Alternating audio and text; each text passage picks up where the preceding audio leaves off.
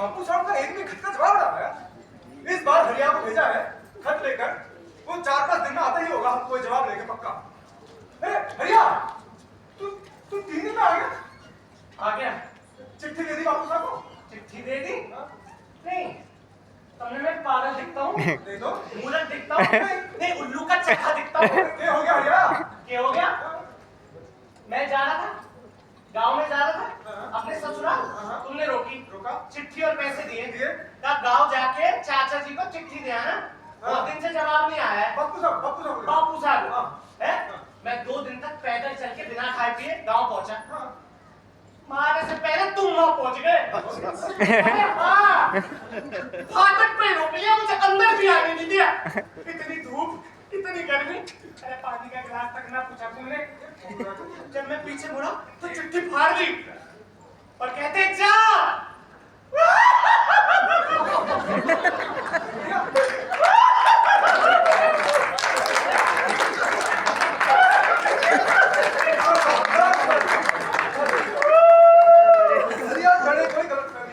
अरे कोई गलतफहमी ना हुई भैया जी, हमें ना बख्श दो, हमें बख्श दो। पूरी जवानी कट गई ये काम करते करते। आज तक ऐसा ना हुआ एक ही इंसान खत भेजे, कोई इंसान गांव में खत लेवे, पैसे भी देवे और बाहर की बैठ देवे। अरे भैया, मैं गली गली जाके ना लस्सी बेच लूंगा, मीठी वाली, नमकीन वाली, पर एक काम ना करना, बख्शो भाऊजी, अरे बख्शो। भगवान पाप देगा तुम्हें। ये हमारे पैसों की दारू पी गया होगा, खुद ही चिट्ठी फाड़ी और बस यहाँ का नाम शराब बातें बना रहा है। पर आज दोपहर 2 से एक नई खबर मिली। अरे भंवर लाल की बहू के बच्चा होने वाला है। सुनो, मनमोहन की लुगाई के बच्चा होने वाला है। अरे मनमोहन बाप बनने वाला है। अरे भाई मनमोहन, क्या हाल है? अरे घड़ी घुमा भाई बधाई हो यार, अरे क्या हो गया? तू बाप बनने वाला। जब मैं 4 साल से यहाँ पर हूँ, ऐसा कैसे हो सकता है? हमें क्या पता? किसी को बात कर रहा है यहाँ पे? निकल आ गया था।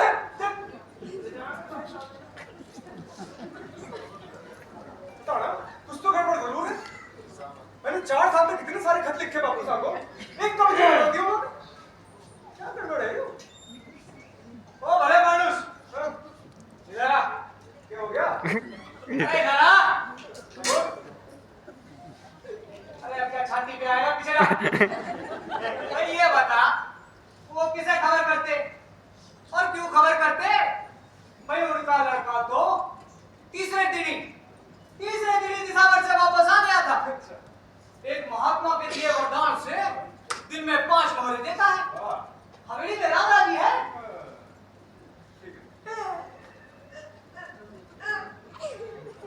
भाई साहब, अरे थारे सफर तो वो बहुत सेठ जी के बेटे से मिले हैं। अच्छा, हाँ? तुम्हारी शक्ल तुम्हारे से मिले है। नहीं, अरे थारी सफर वो बहू मनमोहन से मिले हैं। हाँ, और कुछ सेठ जी देखे तो भी पहचान ना सके। सेठ जी अपने असली बेटे मनमोहन को देखे और पहचान न सके। हाँ, मतलब थारी शक्ल तो जरूर मिलती है, पूरी मिलती है, पर तुम दूसरे हो। वाह जी वाह, मैं सेठ भंवरलाल का असली बेटा मनमोहन, हाँ, और मैं दूसरा हूँ जी। हाँ, वही तो। अरे कोई तो, जय हो खाटू श्याम जी की। ठीक हो गया भाई साहब? मगर भाई साहब, यो दिसावर में सुल्फा मुकदमे मिलने लगे आए के? अबे चल निकल यहाँ। क्या चक्कर है यो? जो कोई भी आ रहा है शक कर रहा है हमारे पे। अब तो लगता है आज ही गाँव जाना पड़ेगा। तो चलो ना भाई।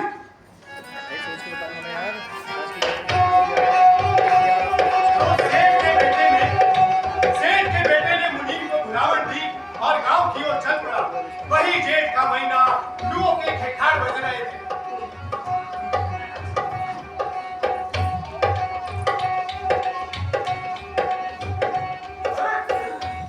यहाँ पर सब घेर के बैठ हुआ करते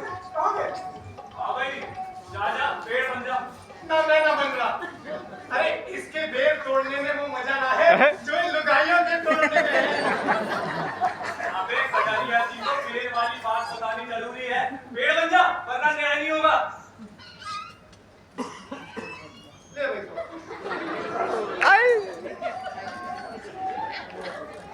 तो जब बहू को यही पसंद है तो मारो की जगह है ना, हींग लगे ना फिटकरी। पत्ते क्यों नोच रहा है?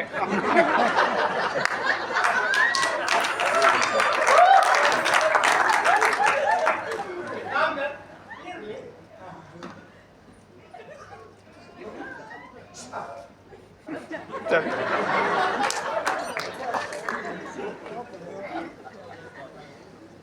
जिस वक्त वो हवेली पहुंचा उस वक्त वहां लुगाइयों का मेला लगा हुआ था। सेठ सेठानी घबराए हुए मन्नत पे मन्नत बोल रहे थे। दूध वाला धनी मेरी के बाहर ही खड़ा था। बहू सौरी में टसक रही थी, बच्चा अटक गया था। इसी चकचक के बीच मंडप का उसकी भ्याता धूल से सना बेझिझक चौक में आ खड़ा हुआ। योग के तमाशा है, लगता तो हुआ हमारे बेटे जैसा है। धूल से सना है तो क्या हुआ, कोई 5 रुपया भी तो हो सके है। अरे बापू साहब बेटे जैसा ना बेटा यूं 5 रुपया है तू। बापू साहब मैं मनमोहन ये देखो ना दिल। और बापू साहब बात बताओ बड़े, जब मैं 4 साल तक दिसावर में था तो बहू के पाँव कैसे भारी हुए? अरे आपने कुछ तो सच्चा होता। हमारा बेटा तो 3 दिन बाद ही वापस आ गया था। रे तू है कौन ना, कहां से आया है, देख जहां से आया वहीं चला जा, मैं तो बहुत मारूंगा। अरे बापू साहब मैं क्या दिसावर कमाई करने इसीलिए गया था कि वापस आओ और पहचानो भी ना। ये सावर जाके कमाई का रोक किसे दिखाता है भाया? देख तू जहां से आया वहीं चला जा, नहीं तो तेरे खार में गुस्सा उड़ दूंगा। अरे बापू साहब दिमाग फ्री है। माँ माँ क्या तू भी अपने मनमोहन को मैं पहचानती? मैं क्या बताऊं बेटा? अपनी माँ से कोई ऐसे सवाल करे? हाँ बापू साहब आप बहू से बेरों की बात पूछ के देखो। उस दिन उसने पालकी से उतरकर खुद तोड़े थे, आज मैं लेके आया हूँ। ये देखो पूछो पूछो। भाई भैया ये हटाए अपने इन गंदे पैरों को। देखो भाई देखो क्या जमाना आ गया है। रे यहाँ बहू की जान की पड़ी है और तने अपने इन गंदे पैरों की पड़ी है। रे तारी बात सुन के मैं पहले ही समझ गया था, आखिर सेठ भंवरलाल की बहू ऐसे गवार की तरह पैर खावेगी। रे तू जो कोई भी है जहां से आया चला जा, अंडी इतनी जुत्ती मारूंगा कोई गिर ना पावेगा। बापू साहब मैंने जूतों की परवाह ना है, मैंने भी पालकी में लेकिन वही बात कही थी। 4 बरस पहले एक ब्याह करके लाया और दूसरा आज अपना हक जताने आया है। देखो भाई देखो क्या जमाना है।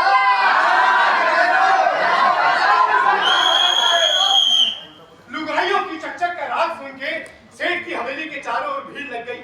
ऐसी अनहोनी बातों का स्वाद जीभ को वर्षों में मिलता है। लोग इस बात को चबा चबाकर फिर चबाएंगे। तो लोगों ने शोर मचाना शुरू कर दिया।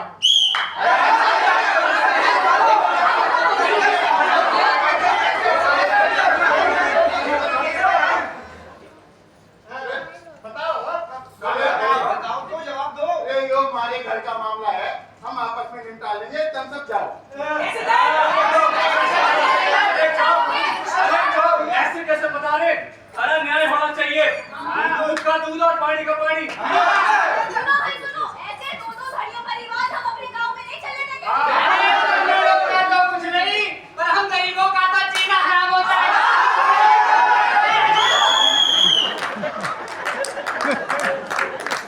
पूरा गांव चिनचिनाते चढ़ गया, जैसे बर्रों का छत्ता जमीन पर गिराया हो।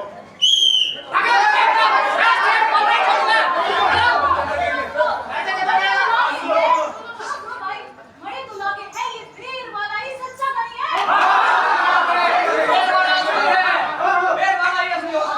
अरे अरे सुनो सुनो, 4 बरस बाद फूक उगड़ी तो ये दूसरा धनी यहाँ खड़ा हो गया। वही तो। अब भगवान जाने कौन सच्चा है कौन झूठा। झूठा है। सुनो, रे हमारी पगड़ी क्यों उछालन ला रहे हो? ना हम सब साथ बैठे भाई है, वक्त बेवक्त एक दूसरे के काम आवे है। अच्छा। भाई साहब इस बात को यही दबा दो। और ये पैर वाला झूठा है भाई साहब, इसे भगा दो यहाँ से। ये ना झूठा। अरे सेठ जी दिखती मक्खी कैसे निकले? वक्त आने पर सर देने को तैयार है। और बाड़ी की गठरी कैसे बांधे? और जब ये बार-बार कह ही रहे कि बहू से मेरों की बात पूछवा दे, तो उसमें हर्जी क्या है? बात कौन पूछे और कैसे पूछे, तब एक भली औरत आगे आई। बात पूछेंगे तभी पता अरे चलेगा। हटो भाई।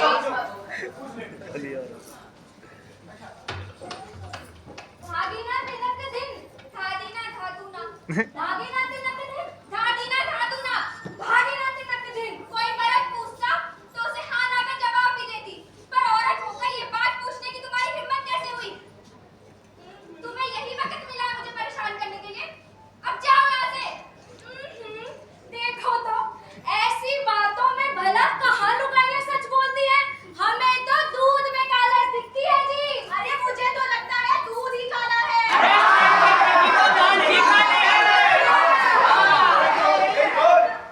देखो भाई देखो, ये न्याय तो राजा जी ही निपटा सकते हैं। किसी और ने इसके बीच में टांग अड़ाई तो पूरे गांव को दंड मिलेगा। अब अपना भला बुरा तो सोचना ही पड़ता है। बोला भाई साहब। हाँ, एक काम करते हैं, इन दोनों भड़ियों को राजा जी के हवाले कर देते हैं।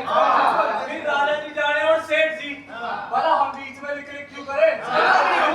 ठीक बात है। एक काम करो, इनको ना दोनों को रस्सी से मार दो।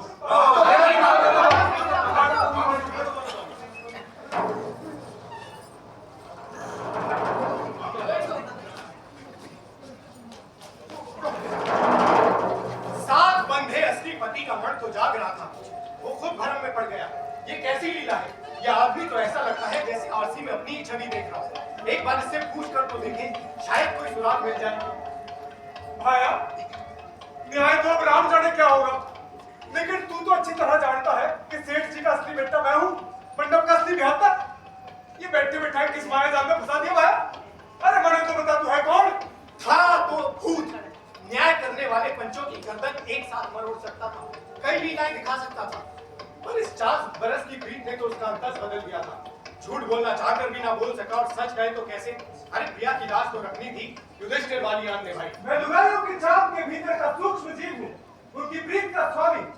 व्यापार की बजाय मुझे प्रीत की ज्यादा लालसा है। अरे दूसरी में पास करता है, जो पूछा वो बताओ ना। ये बता, मंडप में हथलेवा तुमने जोड़ा था क्या? गोरे गोरे हथलेवों से क्या होता है? मंडप की धौस सारी उम्र नहीं चलती। व्यापार तो चीजों का होता है, प्रीत का नहीं। तुम तो प्रीत का भी व्यापार करने लगे। इस व्यापार में ऐसी ही बरकत होती है। बता है कौन? पाया है कौन? तो गडरिया भाई, ये थी सारी कहानी, समझ गए? गडरिया भाई, कहाँ रह गए? भाग गए। भाग गए क्या? अबे 1 घंटे तक कहानी सुनाई और ये ससुराल गडरिया भाग गया। मेहनत का आदमी कभी भागता नहीं है, चाहे वो घेरे चराने वाला हो या फिर चाय बेचने वाला।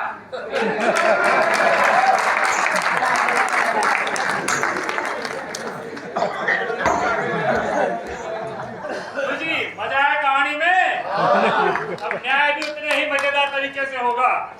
हाँ प्रधान जी, इतनी सी बात के लिए खुर्र करते हुए राजा जी के पास चल दिए हैं। अच्छा ले आओ भाई, दोनों धनिया को लेके आओ। ले आओ।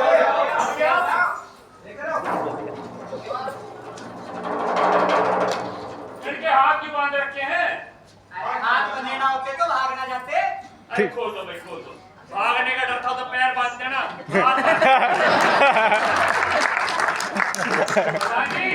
अजी, ये दोनों तुमने बहरा तो नहीं? अरे ना ना, दोनों कराटे से बोलते हैं। तो वहीं पूछ लेते, दोनों में से एक तो सच्चा है ही। अबे ये गडरिया तो मेरा बोलम निकला। मतलब भाई साहब, ये दोनों सच बोलते तो रोना ही किस बात का था? समझ गया। बोलना तो जानते हैं पर झूठ बोलना भी सीख रहे हैं। चलो कोई बात नहीं। भाया हमारी तरफ देखो, उधर ऊपर। अरे वाह, इसके गाल पे भी तिल, उसके गाल पे भी तिल। वाह रे विधाता, तू भी क्या क्या खुराफात करता है, जैसे एक ही माँ के जुड़वा बेटे। क्या बात है भाई साहब। हाँ, उसने आंख मारी, आंख किसने? उधर मारी। किसने? हाँ। क्यों भाई, तू आंख मारकर क्या साबित करना चाहता है कि तू जीतेगा? ये तो वक्त आने पर सबको पता चल जाएगा कि कौन जीतेगा। मुंह में लाठी खसोड़ के आंखों में उलझा सच अभी बाहर ना पटकता हूं। बोलो, पहले किसके मुंह में लाठी खसोड़ूं? जो पहले मुंह खोलेगा वही सच्चा है। था, पर आदमियों के दाव घात से रत्ती भर भी इल्म ना था। आदमी के मुंह से तो जो सुनता सच मान लेता। अरे ऐसी 100 लाठियों से भी उसका क्या बिगड़ने वाला था? वो तो झट मुंह फाड़ता नजर आया।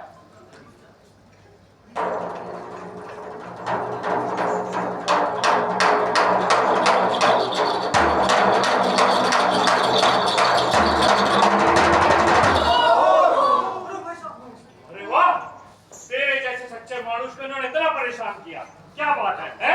यही है। भाई साहब, क्यों कैसी परख हुई? हाँ, लाठी मुंह में खसोड़ के कौन सा न्याय हो गया? आंतों में उलझा सच तो दूर, ठीक से थूक भी बाहर ना निकला। तो भाई खाड़ी तसल्ली ना हुई? चलो कोई बात नहीं, तुम लोगों की तसल्ली के लिए एक परख और कर देता हूँ। देखो भाया, न्याय भले ही देर से हो पर खरा होना चाहिए, यही हमारे न्याय की ताकत है ना? हाँ जी। ले भाया, हमारी लाठी थाम ले।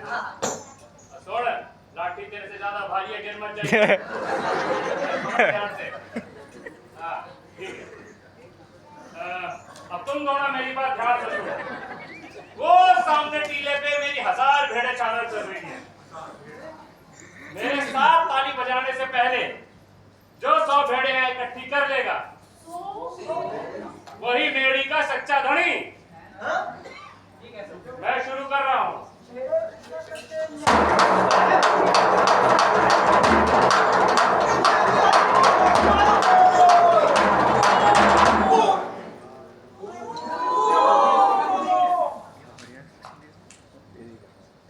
वाह, शाबाश रे पट्टे, यही है सच्चा धनी। भाया, यही है।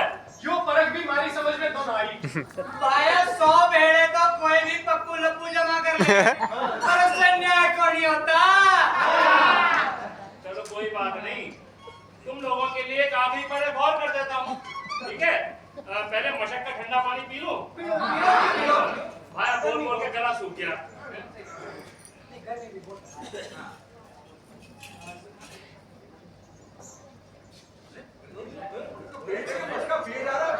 देख देख देख, कैसे पानी पी रहा है। पेट है कि मटका?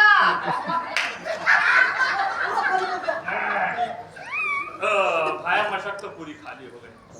चलो ये भी अच्छा हुआ। अब तुम दोनों फिर से मेरी बात सुनो। मेरे साथ चुटकी बजाने से पहले जो इस मशक में घुस जाएगा, वही मेरी का सच्चा धनी और सच्चा प्रेमी।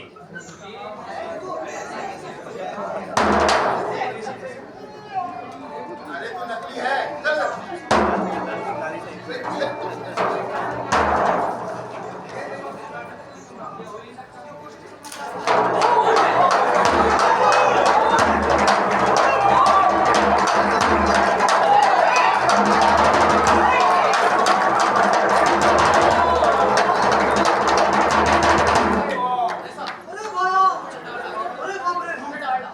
न्याय होने में ये देर लगी, मशक तो मारी मुफ्त खाते में जाएगी ही, पर न्याय करने का जिम्मा कुछ सोच समझ कर ही उठाया था। हुआ कि नहीं अदल न्याय?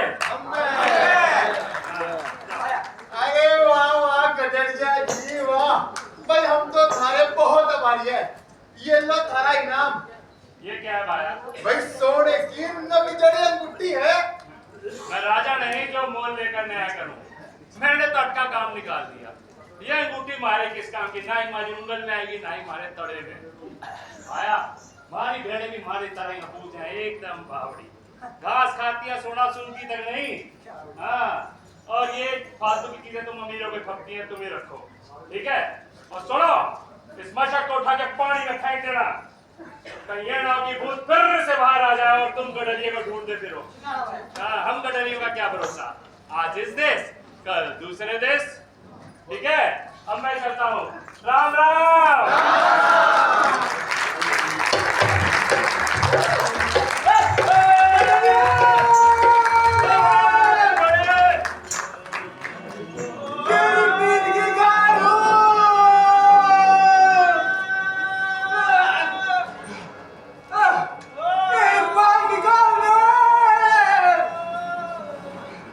जिंदगी भर तेरा रिवर चलाऊंगा।